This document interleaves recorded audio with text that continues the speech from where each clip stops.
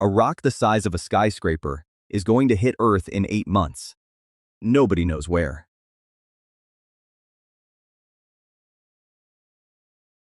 Half the planet sits inside the possible impact zone. Tonight, that includes your city. Can we stop it? And if we cannot, could you survive the day? A mountain falls out of the sky? Stay with me, because this file ends differently from every other disaster in this series.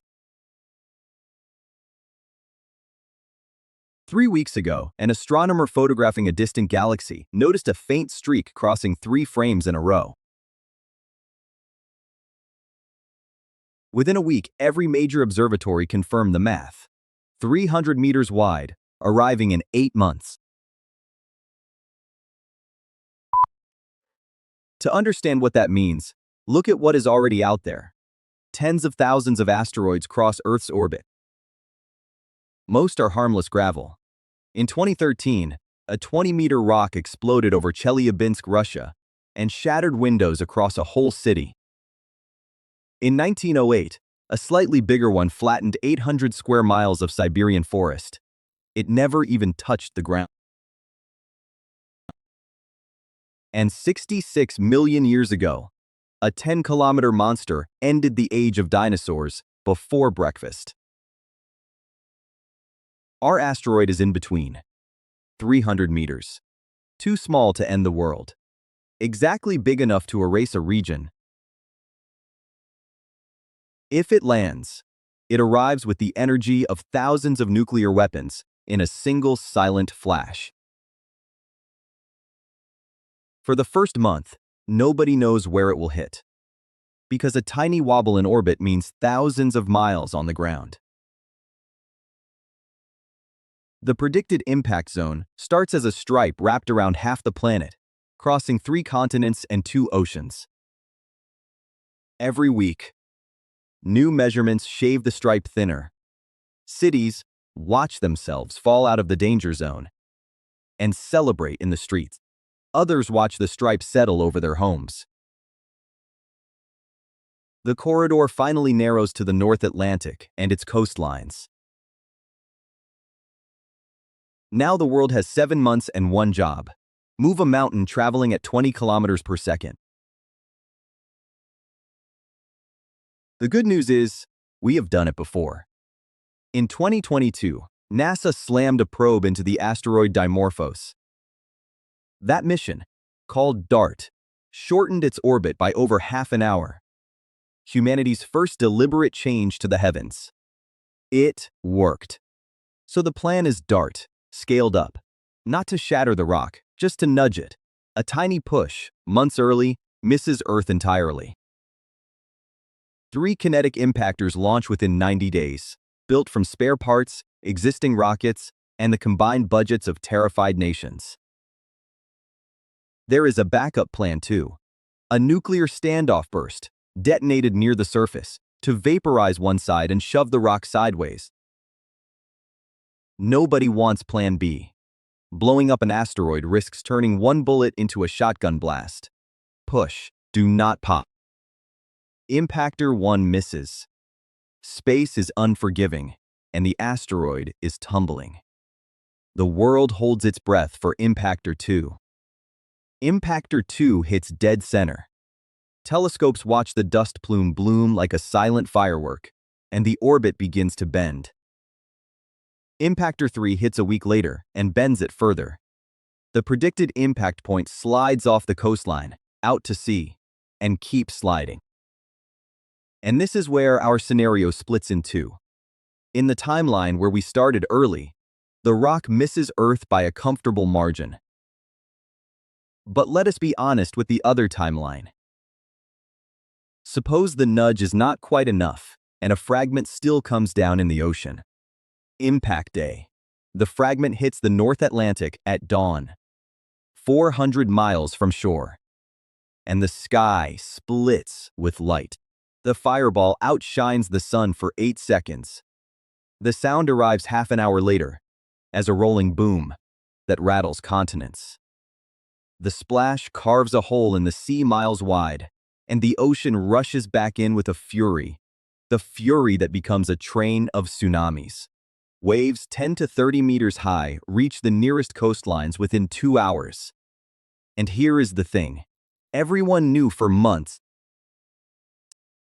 the coastal cities in the corridor are already empty. The largest coordinated evacuation in human history moved 80 million people inland. So the wave crosses empty beach towns, drowned boardwalks, and abandoned streets. Property dies. Very few people do. Inland, the rules are simpler. Away from the coast, a 300-meter ocean impact is a terrible storm, not an apocalypse.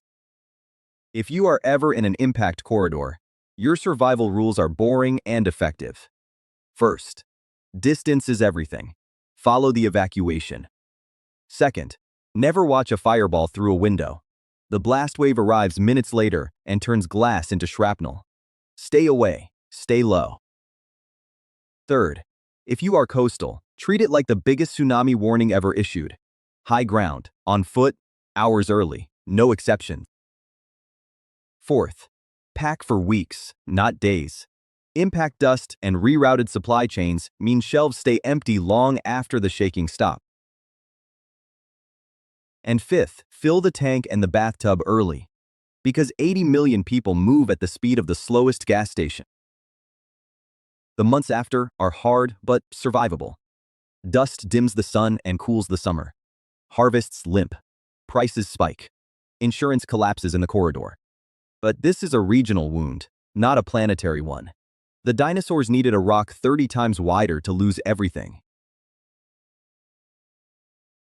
Within 5 years, the coastlines are rebuilt behind new seawalls, and Impact Day becomes an anniversary instead of an ending.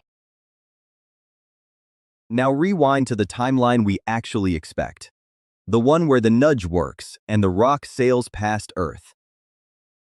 Fearing didn't, because that is the real story here. This is the one natural disaster with an off switch, and we have already tested the switch. Planetary defense is no longer science fiction. NASA and other agencies have offices whose entire job is finding these rocks early. New survey telescopes are coming online that will catalog nearly every city killer in the sky within a decade. We have already found and tracked the vast majority of the true giants, and none of them are coming our way. The dangerous ones now are the mid-sized rocks we have not met yet, which is why early discovery is everything. Found 8 months out, a rock is a crisis. Found 8 years out, it is a minor engineering project and a documentary. Remember Chelyabinsk? A rock the size of a house exploded over a city of 1 million people, and nobody died. Windows, injuries, and 1 million dashcam videos, yes, but the atmosphere itself is armor that eats most of what space throws. The yearly odds that a city killer hits Earth are a fraction of 1%, and the odds it hits a city are far smaller still. You are wildly more likely to be harmed by your own staircase than by anything falling from space. The dinosaurs did not have a space program. That is the whole difference. The sky has not gotten safer.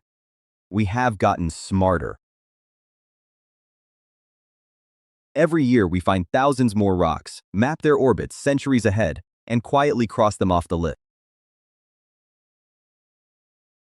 Somewhere out there is a rock with our name on it, decades or centuries away. Statistically, it exists. But if we keep looking up, we will find it early. Nudge it gently, and it will pass overhead as a bright, harmless streak. And people will gather in their yards to watch it go by, the mountain that missed, the disaster we canceled. So no bunker required, just telescopes, budgets, and the occasional spacecraft thrown very, very precisely. Sleep well, we are on watch.